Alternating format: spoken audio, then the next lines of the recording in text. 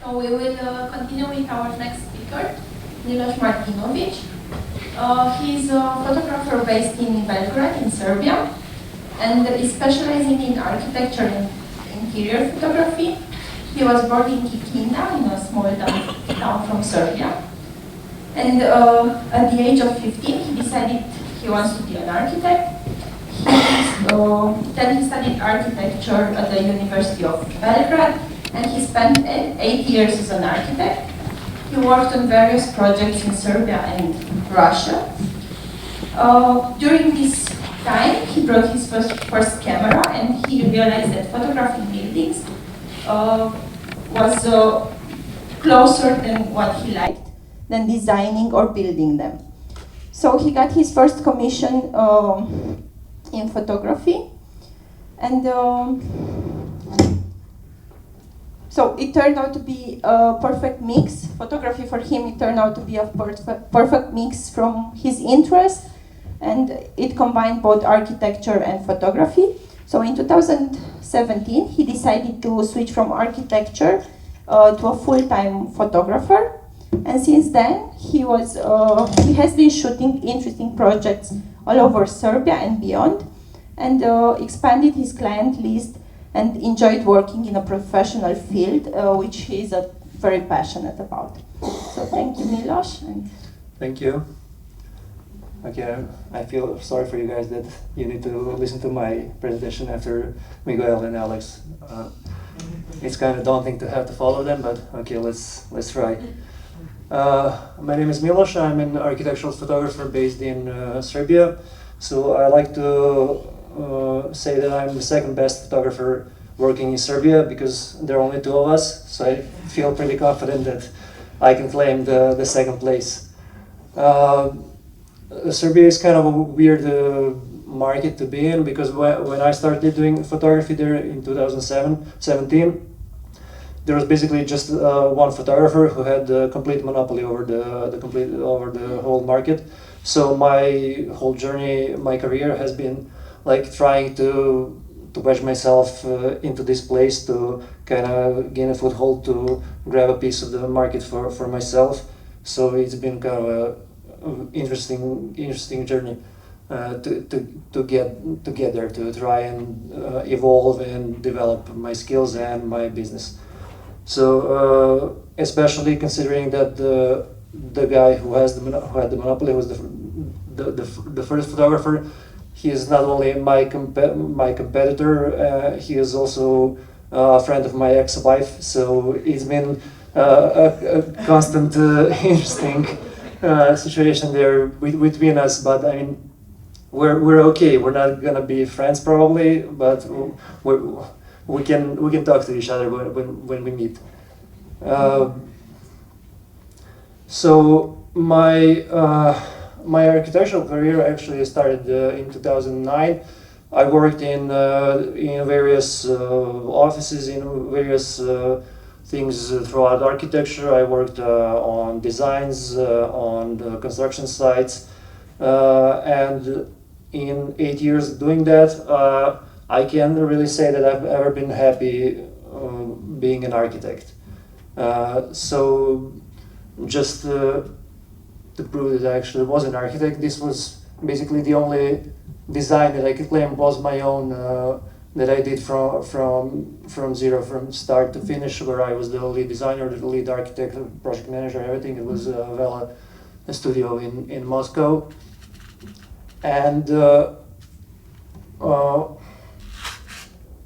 when I was done with the project, I realized that, okay, this is the culmination of your work, this is the best you can do, and it isn't really anything special, so you're not going to be the next Zaha Hadid. So I quickly realized that I had no future in photography, and basically hopefully not in photography, yeah, in architecture, and my main goal was just to keep working in architecture and try to shift to photography gradually and like earn enough money so that I can buy equipment in order to switch eventually. So I started shooting while still working in photography. I was working on construction sites, and I just started shooting stuff I found interesting there on locations. And while I was working in Sochi, one of the directors of the company noticed that I like to shoot, and he told me to go shoot some of the interiors they had finished at that time. So this was my first commission. I wasn't actually paid for it, but I did do it during working hours, so I was technically paid. So those pictures are horrible, but it was like I started the process. I started learning how to shoot architecture, and started developing. So this was my first paid commission. It was for the company I worked for in Moscow, and while I was preparing this presentation, I haven't seen these photos in a long time, and I was amazed as to I didn't know which was worse, the design or my shots of the space, but it was still kind of fun and it needed to be shown. Then I moved back to Belgrade in 2015, and I continued to try to improve myself as a photographer while still working as an architect. So this was shot for an office I was working for at that time. And I just continued shooting stuff I was interested in that caught my eye. So mainly it was a lot of sunsets, because when you discover a technique, you think, wow, it's a superpower, I need to shoot only sunsets, look how cool it is. And after the fact, when you think about it, it actually probably takes away from the architecture. It just is annoying. So it was too many sunsets. So this was actually the project I've done where I worked on the project as the lead architect for a year and a half. And as it was nearing completion, I realized I had to do something, because I was really unhappy with my life. So I decided to quit when the project was done, and move back to Serbia and just try becoming a photographer. So this project was actually my last one as an architect, and my first job as a photographer. So I quit, my last day was April, the 30th of April, and I started shooting it on the 2nd of May. So it was a really quick switch. So, and while I was there, I just bought as much equipment as I can, because I realized that, okay, I'm earning enough money now that I can buy it, because when I switch to photography, I'm gonna probably just eat noodles, drink water, and try to find work. So when I moved back to Belgrade, now was the big question: how do you find work now? You've been gone for several years from the country. You've lost a bunch of contacts. You're not in that world anymore. So I just tried approaching people, and this was a shot for two guys who I knew from back in the day. They were finishing this design while I was still in Moscow, so we were in talks that I would like to shoot it when they're done. So it matched perfectly. I shot this house for them, and I shot it absolutely for free, because they were just starting their own office and I was just starting. So it was kind of a, I don't know, exposure type of work. But I was fine with it. It didn't bother me, because you don't get a lot of opportunities in Serbia to shoot projects like this. So it was perfectly fine. I just asked them not to tell anyone that I shot it for free, because I didn't want the work to spread out. And I mean, I don't work for free anymore, so you're too late if you're thinking of using those prices. Okay, so this was one of the more interesting projects I've been involved in. It was a house on a mountaintop, on a hill close to Belgrade. It was done by 10 Studio, who are based in Switzerland and Belgrade. It was one of the most unique projects I've seen in recent years locally, and it was maybe one of the hardest, because the house is such as specifically built. As you can see, there are three platforms. This is the approach to the house, and the only enclosed space is this black box. So it's a really small house in terms of square meters, but it's a really interesting project. As you can see, it can completely change just by opening and closing the shutters. So I think I spent there maybe 3 or 4 days. I could have probably spent another 15 days shooting. I still could have found different shots and new ways to shoot and new light to capture. So it was a really interesting and challenging thing to do. But the most challenging part was probably that while I started shooting it, the clients told me that I'm not going to be the only one shooting the project. So they commissioned my main competitor from the local market to shoot, and they brought in a photographer from Belgium to shoot as well. So we were all going to be shooting at different times the same project, and they would just pick and choose the photos they liked the most. So this was kind of a situation that developed. I really felt pressure to try and do something to stand out, but as I've seen, we are pretty much all similar in ways we've shot the building.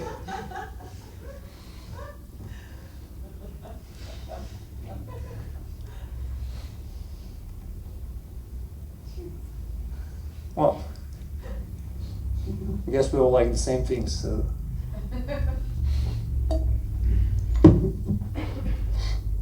But of course, none of us saw each other's work while we were shooting, so it wasn't like we were copying each other. It just happened to be that way. But looking at it now and looking at the photos, then I just remember falling into a bit of a depression because I felt like I failed. I didn't do a good enough job because I thought the other photographers did a way better job than me, and it kind of took away my joy from doing that. So that was the main takeaway from that project, like a tough battle, and I still felt like I lost. So this was actually because if you can see, all my photos my photos on the right are much colder. So the clients showed me this project of theirs in Macedonia, and they said, okay, we like these photos. Please try to make the atmosphere in the photos basically the same as this. So I took that maybe too literally, and I did all my photos in a cool, edited them in such a cold way, which I wouldn't normally do, but it was, and eventually they liked the warmer tones the other photographer did, so it was my loss. And while analyzing how this Belgian photographer shot it, I really felt like I completely wasted the opportunity on shooting the interior space, because I much prefer the way he showed the space. It's much closer to how you actually feel when you're there. It was really kind of a tough thing to do, to force myself to analyze what I did wrong, why I wasn't happy with what I did, why his photos was better, and to realize that you have so much left to learn, to upgrade your knowledge, because I really love this photo. I think this is the perfect photo from that project, because he managed to fit everything interesting into a single relatively close shot, so relatively narrow shot. So I was really in awe and really sad I wasn't the one who took that photo. Which similarly, kind of while we were developing a meeting about the beta competition, I remember when I looked at Alex and Miguel's websites, I became really depressed because I looked at their websites and I looked at mine and I thought, how did they actually find me? Why am I here? Or why are my photos and my website, why did I look so terrible compared to theirs? So I really felt like, okay, I'm gonna be depressed, so I just closed their website, closed mine, and I tried to forget about it and just move on. So this was a project I shot in Bucharest for a Serbian office located in Belgrade. I actually shot this pretty randomly and by chance, because I was in Bucharest on a private trip, and I happened to bring my camera and a single lens. And I saw that the studio that did the design, I worked with them in Belgrade, so I saw they had a project in Bucharest, and I passed it by randomly, and I just took a shot with my phone and told them, oh look, I saw your design, it looks really good, I like it. And they replied, wait, you're in Bucharest, can you please shoot the project? We haven't done any shoots, please go ahead and shoot it tomorrow if you can. And the problem is I only had a single lens and I had no tripod. So I had a mission to find a tripod in Bucharest, which was, I found a random photo store. They had I don't know, I probably paid 15 euros to rent a tripod, which was the worst tripod I've ever used, because as soon as I tried using it, you place the camera on it, you fix it, you think everything's okay, and the camera just does this. You move the shot, you think everything's good, you place the camera. It was basically impossible. It was really hard to shoot, but it was still a fun experience. So these are the examples what I like to shoot while I'm traveling. I love brutalist architecture, and there's a bunch of them throughout, especially ex-Balkans, ex-Yugoslavia spaces. So I love going there and spending way too much time trying to capture the building, and my wife hates it, and she constantly has to wait for me for hours while I shoot and just indulge myself in stuff like this. So this picture actually almost didn't exist, because this was shot in Podgorica in Montenegro. When I finished the shoot, a police officer approached me and said that that's actually the office of the president, and it's absolutely forbidden to take any shots of it, although I haven't seen any signs. So I said, okay, sorry, I didn't know. Okay, I'll leave, thank you. No, wait, you have to delete all the photos. So we actually watched at my camera while I was deleting all the photos. I tried convincing him. He said, no, you have to delete this. So later on, I managed to install a program to recover data on the SD card, and I was successful. This was a project done for an extension of a technical university in Niš, that's in southeastern Serbia. It was a really big commission for Serbian market terms. So it was done by a local office, relatively small office in Niš. And I really liked the design. Unfortunately, since I wanted to show ideally the connection between the old and the new building, I wanted to use a drone, but we didn't have enough time to get proper permits, and the airport is really close by, and the military base is next to it, so there was no way I was going to try flying without the permit. So we had to contain ourselves to shooting from the ground, but as you can see, I'm back to doing sunsets. That probably never leaves. But the most interesting part about shooting it, so I left home about 4 a.m., drove 3 hours to Niš, shot until 7 p.m., met with the clients, and drove home from around 9. I was driving, felt really sleepy, and the next thing I know, I just heard a bang. So it turned out I crashed into a highway railing, doing 130 kilometers an hour, but everything was fine, and they won one of the most prestigious prizes for architecture in Serbia for that year, so I think it turned out fine. Fine. I mean, I was happy to take this damage.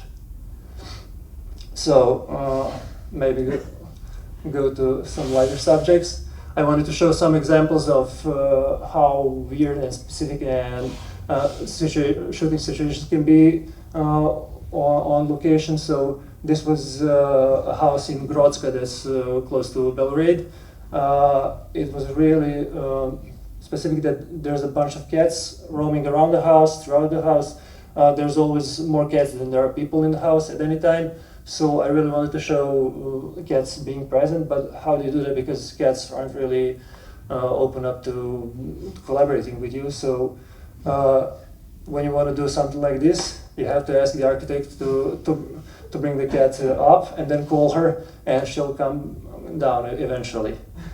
When you want to repeat, you just do it for another angle as well. So it's always nice to have an architect present on location because they can be really useful.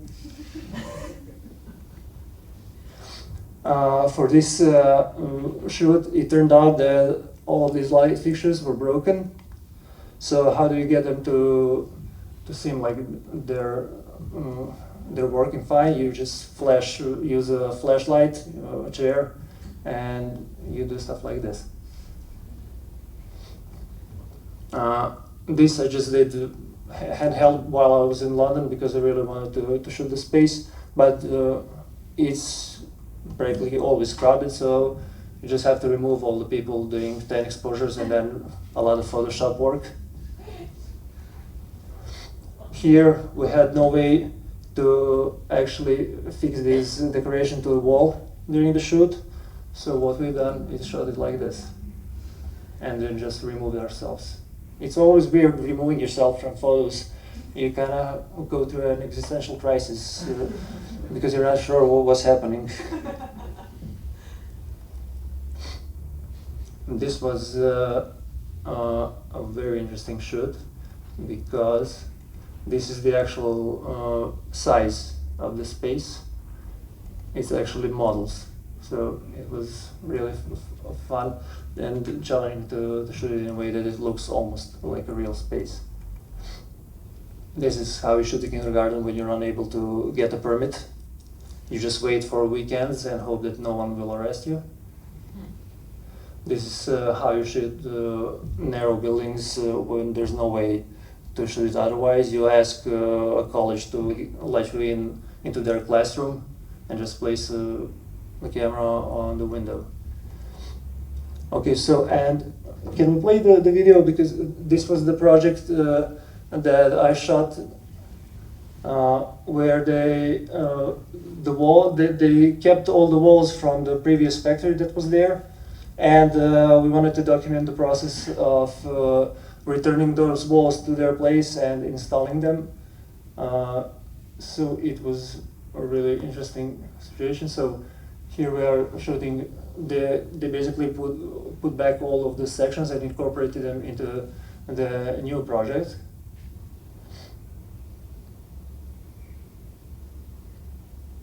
So just the standard construction site shoot.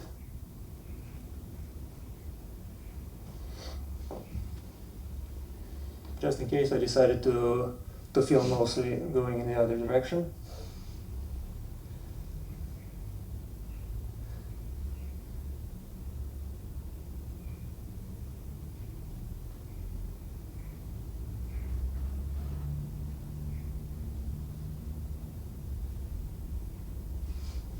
And this is what happened. So my drone actually got on rebar and fell through a shaft, maybe some 7 meters. And I really liked that I was so shocked that I didn't stop filming, so the drone just kept filming. This is the construction worker who luckily didn't get hurt by the drone, so he found it and he brought it up.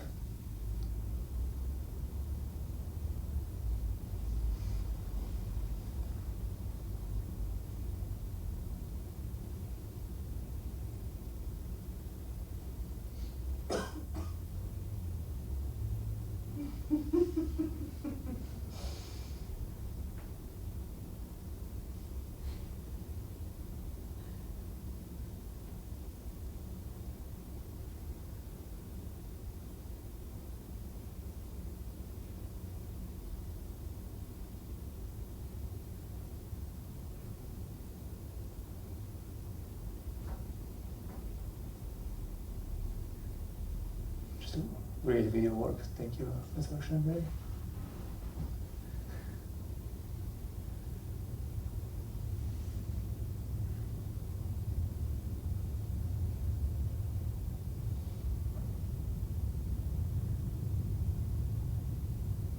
So it turned out somehow the drone was able to fly, so I managed to finish the shoot.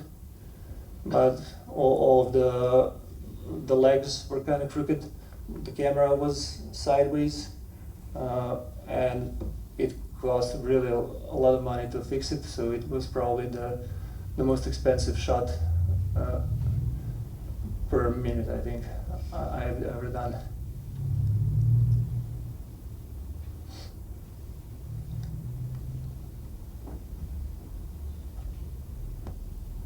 Okay.